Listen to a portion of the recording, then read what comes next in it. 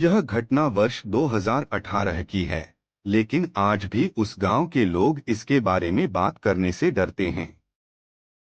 रवि एक साधारण युवक था, जो रोजगार के कारण अक्सर देर रात अपने घर लौटता था।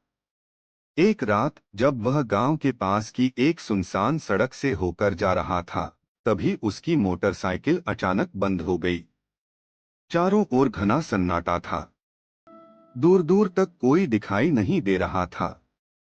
उसी सड़क के किनारे एक पुराना और वीरान घर खड़ा था, जिसके बारे में गांव में कहा जाता था कि सूर्यास्त के बाद वहां नहीं जाना चाहिए।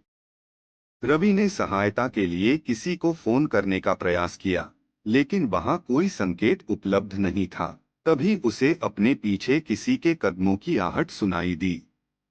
उसका हृदय तेजी से धड़कने लगा। जब उसने पीछे मुड़कर देखा, तो वहां कोई नहीं था। तभी अचानक उसके कान के पास एक धीमी और भारी आवाज गूंजी। तुम यहाँ क्यों आए हो? उस आवाज को सुनते ही रवि का शरीर भय से जड़ हो गया। उसी क्षण उस वीरान घर का दरवाजा अपने आप धीरे धीरे खुलने लगा। घर के भीतर घना अंधेरा था। तभी रवि ने वहां एक भयानक दृश्य देखा। एक परछाई जो छत से उल्टी लटकी हुई थी और उसे एकटक घूर रही थी। डर के मारे उसकी सांसें थमने लगी।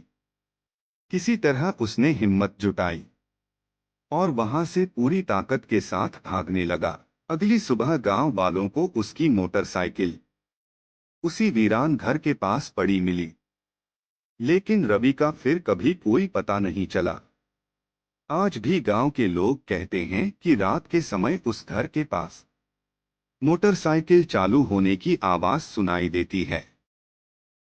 और अगर कभी अंधेरे में कोई धीमी आवाज आपका नाम लेकर पुकारे, तो कभी भी पीछे मुड़कर मत देखना।